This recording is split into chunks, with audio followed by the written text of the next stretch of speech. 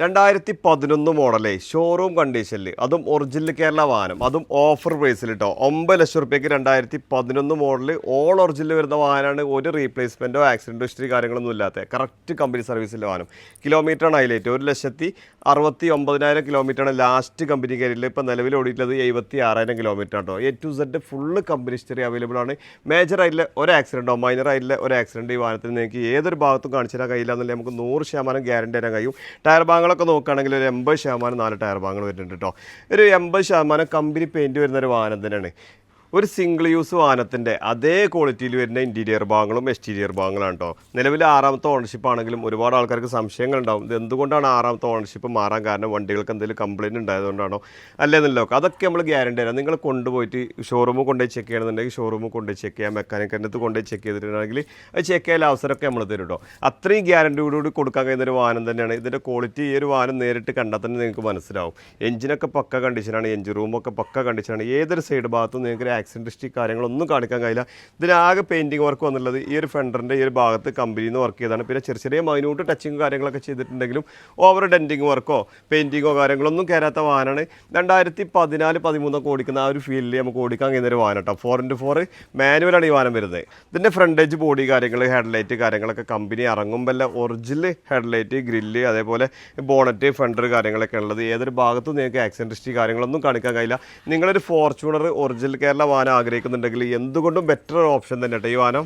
ഇതിൻ്റെ side body കാര്യങ്ങളൊക്കെ നോക്കുകയാണെങ്കിൽ പ്രത്യേകിച്ച് പറയേണ്ട യാതൊരു ആവശ്യമില്ല. നിലവിൽ ചെറിയൊരു മൈന്യൂട്ട് സ്ക്രാച്ച് പോലും നിങ്ങൾക്ക് ഏതൊരു ഭാഗത്തും നിങ്ങൾക്ക് കാണിക്കാൻ കഴിയില്ല. ഓവർ ടച്ചിങ്ങോ ഓവർ ഡെൻറ്റിങ് വർക്കോ കാര്യങ്ങളൊന്നും ചെയ്യാത്തൊരു വാഹനത്തിനാണ്. ടയർ ഭാഗങ്ങൾ നമ്മൾ പറഞ്ഞു കഴിഞ്ഞു. ഒരു 80-70% 4 ടയർ ഭാഗങ്ങളും വരുന്നുണ്ട്. സൈഡ് ബോഡി കാര്യങ്ങളൊക്കെ പക്ക കണ്ടീഷനാണ് കേട്ടോ. അതേപോലെ ബാക്ക് സൈഡിലേക്ക് വരുമ്പോഴേ അത്യാവശ്യം നല്ല വൃത്തിയിൽ നല്ല ക്വാളിറ്റിയിലാണ് ബാക്ക് സൈഡിലെ സ്റ്റോക്ക് കണ്ടീഷൻ തന്നെ ബാക്ക് സൈഡൊക്കെ വരുന്നത്. ഡിക്കി കാര്യങ്ങളൊക്കെ പക്ക ഒറിജിനൽ പെയിൻ്റാണ്. ബമ്പറിൻ്റെ സൈഡ് ഭാഗങ്ങളോ നിലവിൽ സ്ക്രാച്ച് കാര്യങ്ങളൊന്നും നിലവിലില്ല. അതേപോലെ ഈ ഒരു സൈഡ് ഭാഗത്തേക്ക് വരികയാണെങ്കിലും അത്യാവശ്യം നല്ല വൃത്തിയിലും നല്ല ക്വാളിറ്റി തന്നെ ഉള്ളത് കേട്ടോ.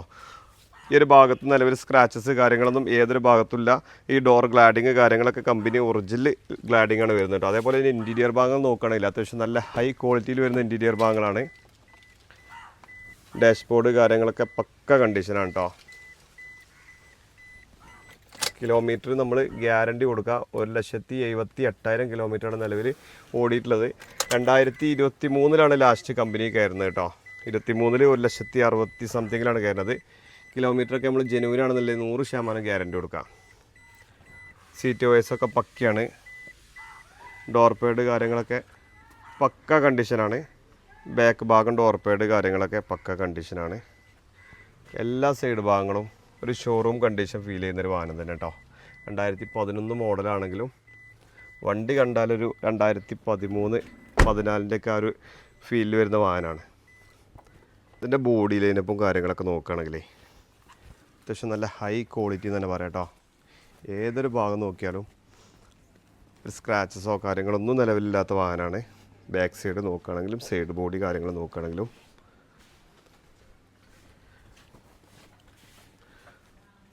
അതേപോലെ ഇതിൻ്റെ എൻജിൻ സൈഡിലൊക്കെ വരുമ്പോഴേ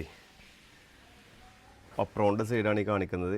ഏതൊരു ഭാഗത്തും നിങ്ങൾക്ക് ആക്സിഡൻറ്റ് ഹിസ്റ്ററി കാണിക്കാൻ കഴിയില്ല എന്നല്ലേ നമുക്ക് 100% ഗ്യാരണ്ടി തരാം.